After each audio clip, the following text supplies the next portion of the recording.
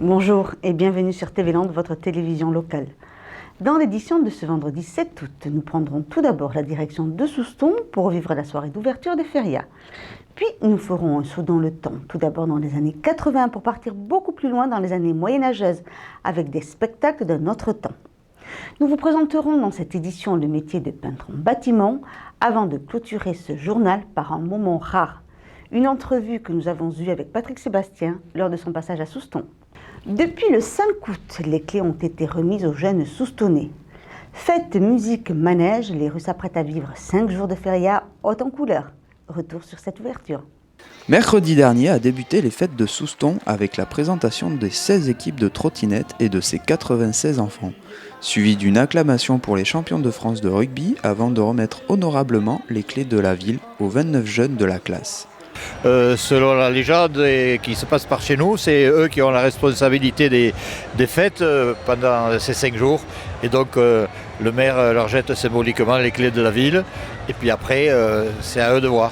Tout ceci sous un rythme entraînant de 3 musiciens ainsi que d'une danse folklorique en attendant l'arrivée des premiers sprinteurs de la course traditionnelle.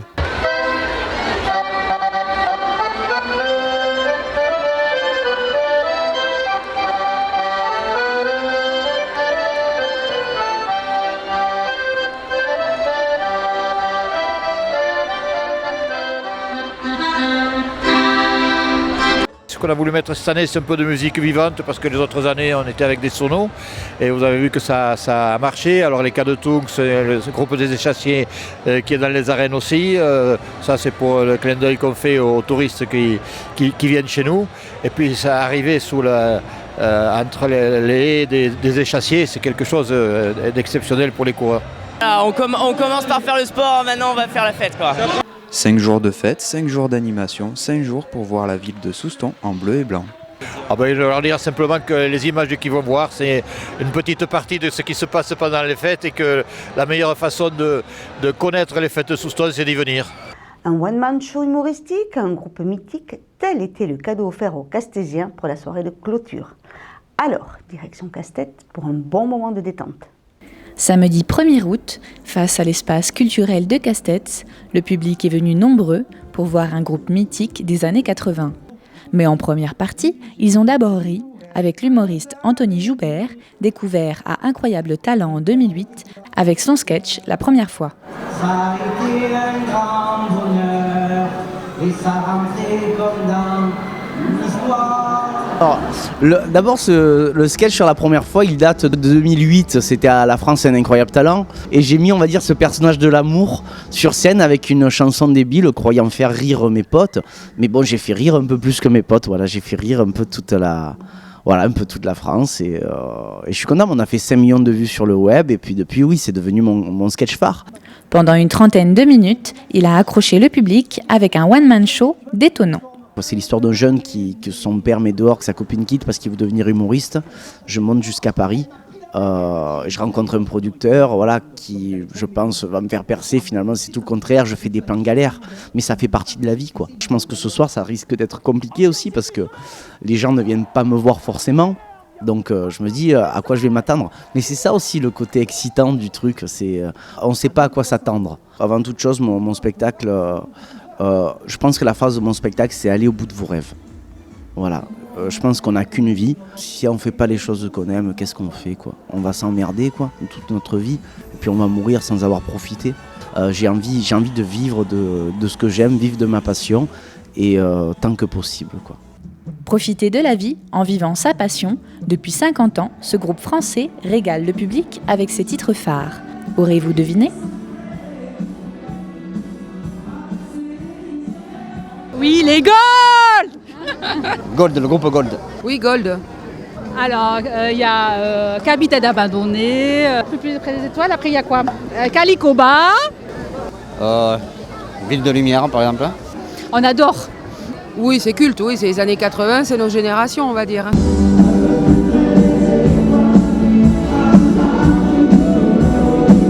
On prépare un truc pour le cinquantenaire, en espérant que ça se fasse parce que c'est toujours un projet très lourd. C'est qu'on va faire un album pour le cinquantenaire ou en tout cas une tournée, ça c'est sûr. On a pas mal de chansons, je pense que ce sera les chansons que tout le monde connaît, bien entendu, de la période, c'est-à-dire grosso modo de 84 à 90 de succès. On a essayé des tas de trucs. Là, on est motivé, on a des chansons. On fait nos principaux tubes, on fait 2 ou 3 trucs un peu moins tubes, et on fait un medley de Rock Collection de Woolsey, mais à notre sauce à nous, en mettant d'autres reprises un peu différentes qui situent quand même le groupe, ce qu'a été le groupe avant de composer. Parce qu'on était un groupe qui était assez rock quand même, quoi. Rock anglais. On s'est remis à travailler, on a eu envie vraiment de jouer live à fond, et franchement on s'éclate, mais vraiment, quoi. Même si c'est pas toujours reconnu, parce que les gens quelquefois ils font pas la différence entre le playback et le live, mais d'une manière générale quand même ils y sont sensibles, on le sent vraiment, quoi. Comme des gamins, hein. Souvent les gens viennent nous le dire, quoi. On a 15 ans, hein. On s'oublie, on n'a pas les miroirs pour envoyer l'image, donc on a l'impression d'avoir 15 ans. Et c'est clair que ça c'est pas le bonheur, c'est un bien grand mot, en tout cas de l'équilibre, quoi. Une passion immortelle et un public déchaîné, les ingrédients parfaits d'une soirée réussie. Maintenant, nous laissons les années 80 et remontons encore plus loin dans le temps pour les Vasconiales de Saint-Sevé. Voici tout d'abord un spectacle qui donne des ailes, la fauconnerie, admirez. Vautour, aigle royal ou bien faucon, pendant les fêtes médiévales de Saint-Sevé, ce fut l'occasion de découvrir de près l'art de la fauconnerie. Alors un spectacle, ça se prépare longtemps à l'avance, puisqu'on doit avoir des oiseaux qui puissent être capables de voler en toutes circonstances, en tout lieu. Ça c'est important. Donc en fait, des oiseaux qui ont un mental d'acier. Ça c'est surtout l'important, c'est qu'ils soient à l'aise en toutes circonstances. Donc là, le dressage se fait en amont, à la maison, où en fait on va apprendre à l'oiseau à venir se poser au gant, etc., recevoir des récompenses. Ensuite, on va le mettre un petit peu en difficulté, on va dire, c'est-à-dire lui donner des trajectoires à faire, plus ou moins compliquées. Après, il faut qu'on l'habitue au son. Parfois, sur les fêtes médiévales, il y a des coups de canon, il y a la musique, etc. Il y a des mouvements, il y a des chevaux, etc. Donc nous, on va habituer tous ces oiseaux en amont à tout ça, avant de les emmener un petit peu au front, quoi. Et en général, ça se passe très bien, puisqu'une fois sur place, on est constamment avec les animaux pour pouvoir, le cas échéant, s'il y en a un qui a un petit stress, on est là pour justement lui faire passer avec une petite récompense. Plus de 140 espèces apprivoisées, mais une quinzaine suffisent pour mettre en avant leur caractère et leur mode de vie. Alors voilà, chaque espèce est différente, chaque individu dans une espèce a son caractère propre. Donc même nous, pendant le dressage, on va vraiment adapter un dressage à l'oiseau. On n'impose rien de cartésien à tous les animaux. Non, la clé, en fait, en fauconnerie, comme dans beaucoup de dressage animalier, on doit s'adapter à un individu. Et là, trouver la méthode qui va lui correspondre pour créer un rapport de confiance, un rapport intimiste avec lui qui va nous permettre de pouvoir le faire voler, comme on l'a fait tout à l'heure en toutes circonstances et dans des endroits compliqués comme dans les arènes. Chaque intervention de la part des maîtres fauconniers se doivent de faire passer un message pédagogique. Et puis être à disposition du public pour répondre aux questions. C'est pour ça qu'on a des panneaux un peu pédagogiques partout. L'important, et ça nous est imposé par le ministère de l'Environnement, passer des messages d'information, de protection, de gestion de la faune. Et donc bien sûr on est sur une fête médiévale, mais on est aussi là pour prôner un petit peu l'art de la fauconnerie qui est classé au patrimoine mondial de l'UNESCO, et c'est pas pour rien. Et donc on essaie justement nous de faire notre travail à ce niveau-là, passer des informations et puis surtout donner un peu de bonheur au public. Qui dit Moyen-Âge dit spectacle de rue, cracheur de feu, montreur d'ours. Pour la première fois dans les Landes, Valentin et son maître Frédéric ont assuré le spectacle devant un public ravi. Je vous propose de partager ce moment de pur plaisir. Ce dimanche à Saint-Sevé, il était difficile d'approcher l'ours Valentin, victime de son succès. Son maître Frédéric est l'un des derniers montreurs d'ours traditionnels encore en activité. Alors Saint-Sevé, c'est la première fois, mais a priori ils m'ont déjà demandé de bloquer l'année prochaine parce qu'il y a trop de gens qui n'ont pas pu voir l'ours. Je crois qu'il y a eu un succès de malade. La fête, ils attendaient 500 personnes et il y en a eu 3000, donc forcément par jour. Donc c'est la première fois dans les Landes, ce qui est complètement hallucinant d'ailleurs parce que c'est une tradition. Les montreurs d'ours dans les Landes, c'est une vieille tradition et tout le monde l'ignore. Mais en fait, les Pyrénéens capturaient des oursons dans la montagne, dans les Pyrénées, et traversaient les Landes pour aller travailler avec leurs animaux. Ils allaient à Bordeaux prendre des bateaux pour pouvoir aller en Bretagne ou aller carrément dans des pays étrangers. Donc c'était la première étape des montreurs d'ours, c'était les Landes. Frédéric a recueilli Valentin dès sa naissance, avant qu'il parte en élevage et soit abattu à l'âge adulte. Malgré les apparences, il n'est pas si compliqué de dresser un ours. Doucement! Et on y va, et on force. Et là, je le tiens pour pas me faire mordre le visage. Ouais, à fond, ouais. Super. Bah, Valentin, non, baisse ta tête maintenant. C'est ici la bagarre, merci. C'est pas difficile parce que l'ours est super intelligent, donc il comprend tout de suite. Donc l'ours, pour avoir un bonbon, il est capable de faire n'importe quoi, donc c'est très facile à dresser. Ça veut pas dire que c'est pas dangereux, que c'est pas long, mais c'est facile. C'est difficile de dresser une poule, parce que c'est con. Donc si on te dit, tiens, je veux que la poule fasse des sauts périlleux dans un cerceau, ça va te prendre, je sais même pas si c'est faisable. Un ours, il va comprendre tout de suite ce que tu attends de lui. Mais ça n'enlève pas le danger. C'est une grosse bête avec des grandes griffes, des grosses dents. C'est un peu violent quand même. Lui, c'est un pot de colle et c'est un goinfre, donc je joue sur le fait qu'il soit motivé par les bonbons. J'ai un autre ours, les bonbons, ça ne l'intéresse pas. Lui, ce qu'il veut, c'est juste des bisous, des câlins. Donc pendant tout le spectacle, je suis obligé de faire des pauses et lui faire des câlins. Bon, bah c'est comme ça, on se démerde. Ça fait marrer les gens et puis tout marche.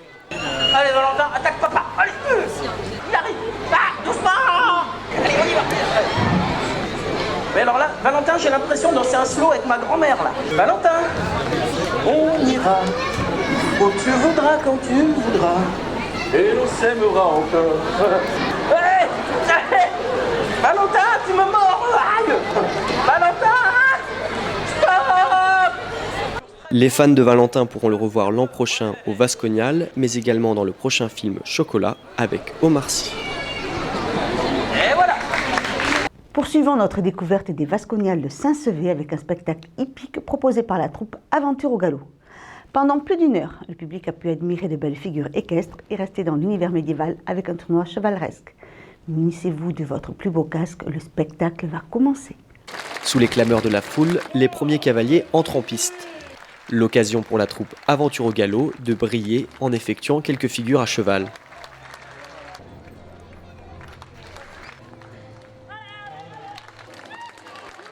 C'est une troupe qui a été montée en 1991. Donc on est une trentaine de personnes, une vingtaine de chevaux.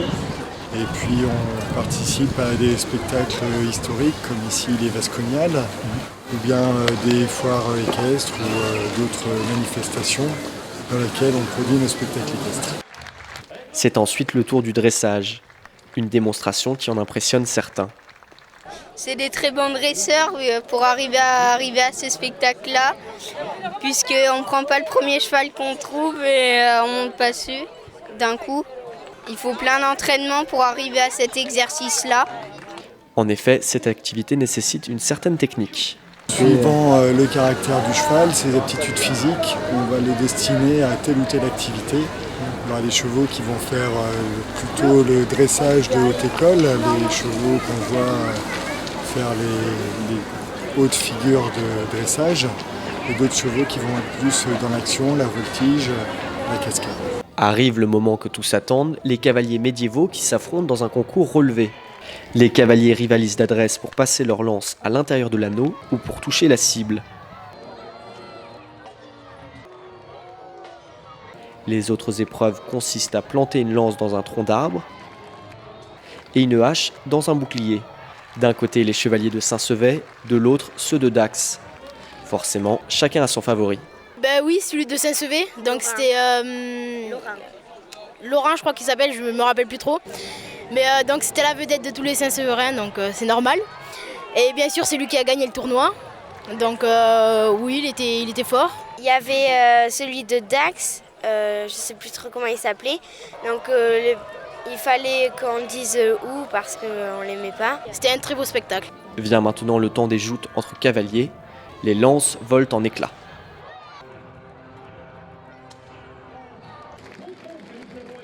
Après les épreuves d'adresse, c'est l'heure de l'affrontement final.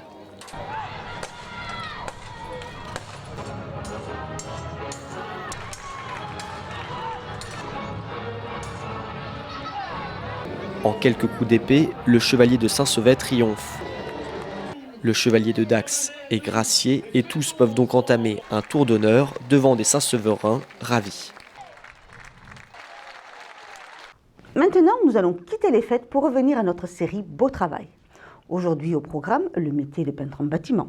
Rodrigue a 24 ans, il aime le foot, la boxe et son métier. Rodrigue est peintre en bâtiment. Il y a ceux qui font à l'intérieur, il y a ce qu'ils font à l'extérieur. Et moi, j'ai choisi d'être dedans. Alors, je prépare les murs et les plafonds, je mets l'enduit, je ponce pour faire le travail impeccable et ensuite je peins. Rodrigue est donc appliqué, soigneux et il doit pouvoir conseiller les clients. Il faut être souriant et puis être un peu artiste, ça aide. Bah vous avez dit peinture à l'éponge, non? Ça s'improvise pas ce métier, il y a des techniques à connaître. Mais quand les clients, ils disent c'est beau, là je suis le plus heureux. Rodrigue a passé un CAP qui se fait aussi en apprentissage et gagne aujourd'hui 1 550 €. On recherche 16 500 ouvriers qualifiés de la peinture et de la finition du bâtiment tous les ans et des offres sont disponibles sur beautravail.org. Bah quoi, c'est joli quand même. C'est moche. C'était Beau Travail avec le MEDEF. Et pour finir ce journal, voici un moment rare. Patrick Sébastien, qui accorde rarement d'interviews, a pris le temps de répondre à nos questions lors de son passage à Souston. Des réponses à nos questions sans langue de bois et avec des opinions bien tranchées. Écoutez et regardez. Bonjour. Salut TV-Land. Aujourd'hui, c'est un peu spécial pour vous dans cette tournée. C'est spécial, ouais, mais c'est au milieu de... On fait plein de choses, mais je sais qu'il y a une association qui s'occupe de tout, là, ici, et qui est formidable, voilà.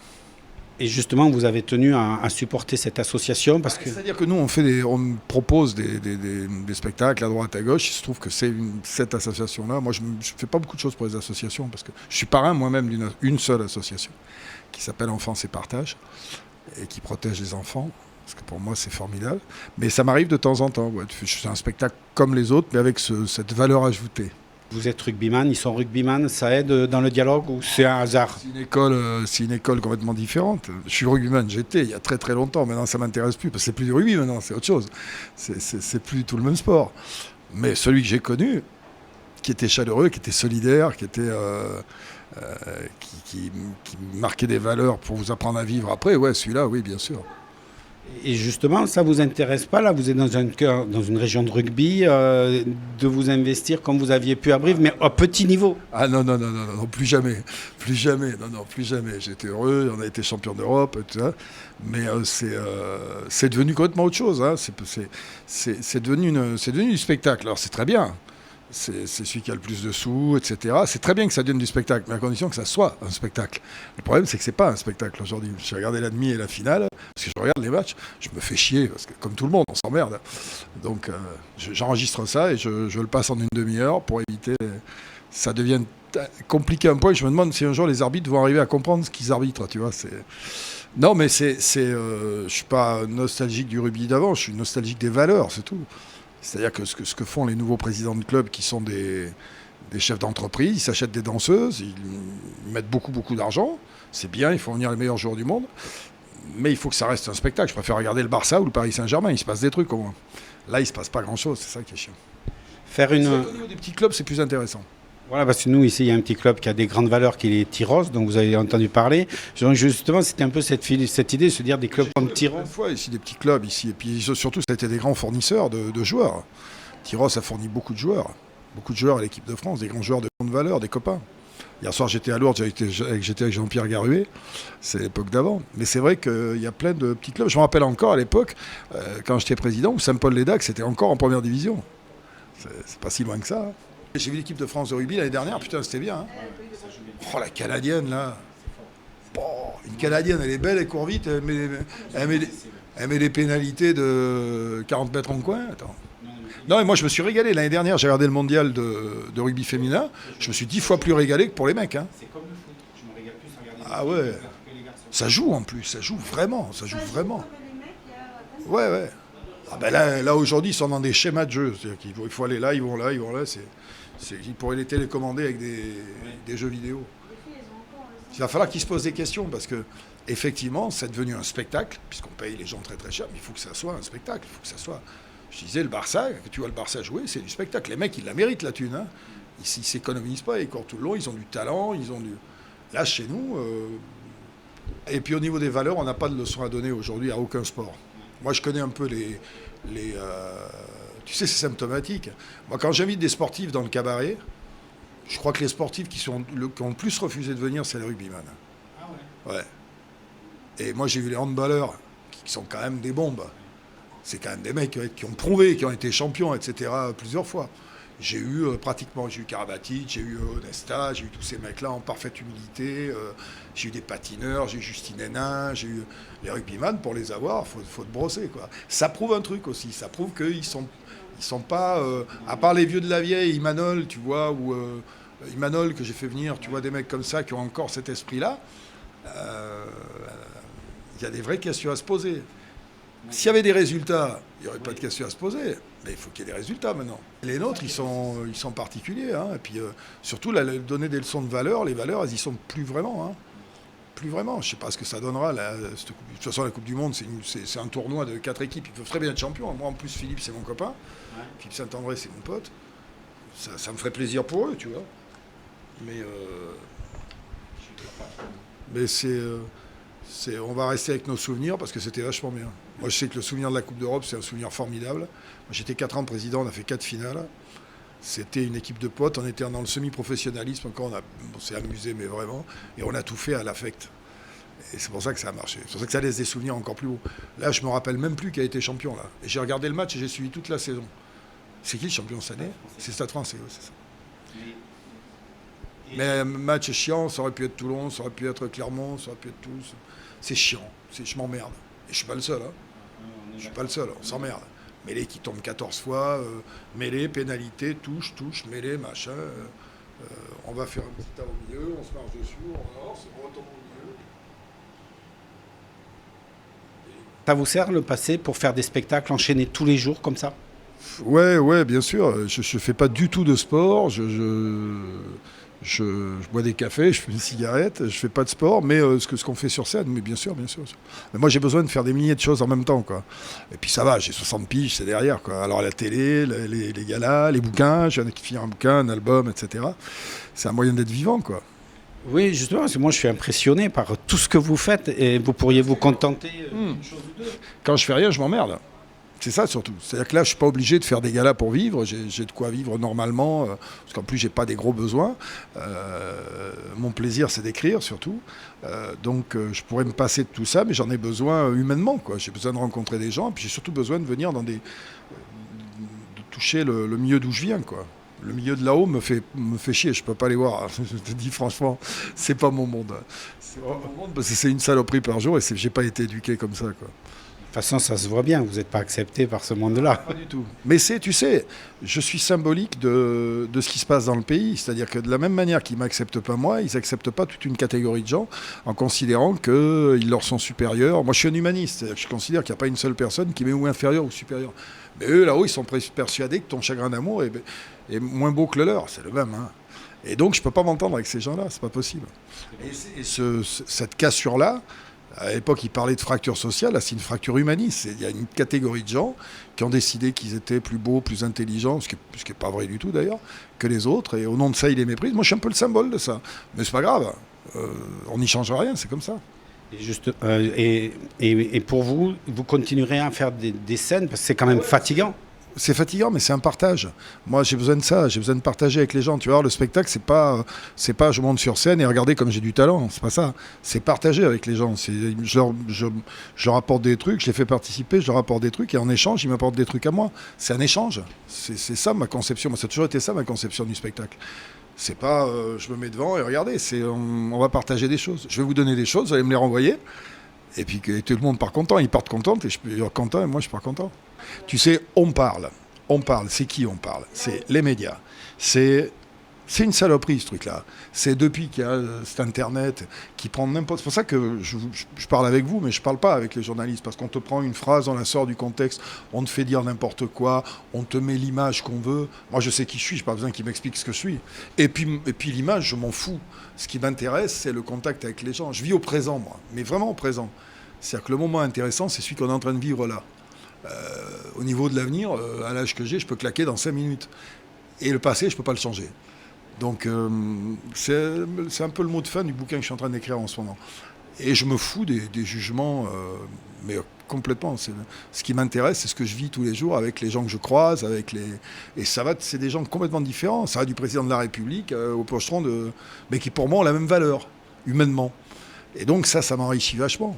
Et les commentaires, ça fait 40 piges qui me tapent dessus, ça fait 40 piges que je suis là, il faut qu'ils continuent. Et non, ce que je fais pas exprès, c'est-à-dire que je veux pas me plier à leurs règles à eux. Je suis comme je suis, c'est-à-dire comme toi, avec des qualités et des défauts. Mais la plupart des gens qui sont dans les médias, quand ils passent à la télé, ils ne montrent que leurs qualités. Enfin, ils font tout pour montrer leurs qualités. Les défauts, ils les cachent. Moi, je suis comme je suis. Quand je dis une connerie, je l'assume. Parce que je suis comme ça. Et finalement, c'est assez payant, parce que je suis parti de chez moi il y a 40 piges, je connaissais personne, et je suis encore là. C'est bien que quelque part, le fait de ne pas avoir triché, ça a dû m'apporter quelque chose. Il y a plein de gens qui se reconnaissent là-dedans. Les vrais, hein, les gens normaux, sincères, qui sont pas tordus, qui s'arrêtent pas à l'image. Tu sais, l'image, c'est la nana qui a une jupe au ras du cul dans la rue, on fait « Ah, c'est une pute ». Bah non, c'est une fille qui a une jupe courte. Voilà. Et nous, c'est pareil. Moi, les images qu'il y a sur moi, j'ai eu droit à tout. Mais au contraire, ça me renforce dans l'idée de rester moi-même. C'est ce que j'apprends à mes gosses. Mes gamins, je leur apprends à rester eux-mêmes. À surtout pas devenir ce qu'ils n'ont pas envie. Il y a tellement de gens qui, pour les apparences, vivent à l'envers de ce qu'ils sont. C'est pour ça qu'on consomme des... Moi, j'ai 60 piges, je bois pas, je prends pas d'anxiolytiques, j'ai pas de psy, je me drogue pas, je bois pas d'alcool. Et j'ai des analyses super. La bonne conscience, ça aide. Hein. Après, choisis ton camp, hein, si tu as envie de... Mais la plupart des gens qui sont dans la triche, comme ça, ils prennent des anxiolytiques, ils ont des soucis de tout. C'est ce que m'a appris le rugby aussi, ça, tu vois. Le rugby m'a appris à perdre, moi. Mon rugby, j'ai appris à perdre, j'ai appris à respecter, j'ai appris à être content de ma victoire, mais à pas écraser le mec qui avait perdu, à pas être content de la défaite de l'autre. C'est tout un tas de... Et la solidarité aussi, de s'aider le plus possible. Dernière question, la vie est belle? Ah non, la vie est pas belle. Ah non, elle est pas belle. Attends, 60 piges, ça me fait chier, moi. Je sais pas, quel âge tu as, toi ? Ouais, putain, tu vas voir, la vitesse sous savant, entre 50 et 60, c'est... Mais non, la vie est pas belle. Ça me fait chier, moi, d'avoir 60 ans. Dans ma tronche, j'en ai 14. Ça m'emmerde d'arriver, que ce soit passé si vite. Elle est pas... Non, puis il faut relativiser tout. T'as vu où on est, là ? Il y a 1000 endroits dans le monde où il se passe des choses très graves. C'est tout le temps ça, à relativiser. Quels que soient les drames, moi j'ai eu mon lot, j'en ai eu une belle tonne. Mais il y a toujours pire. Il faut prendre le moins qui vient. La santé, important, la santé. Et la vie, elle est belle là en ce moment parce que t'es sympa, parce que ta femme aussi, parce que le gamin qui est derrière aussi, puis voilà. Puis le reste après. Voilà, cette édition est maintenant terminée. Je vous remercie de nous avoir suivis. Je vous retrouve lundi 10 août pour un nouveau journal de TV Land de votre télévision locale. En attendant, je vous souhaite de passer un excellent week-end.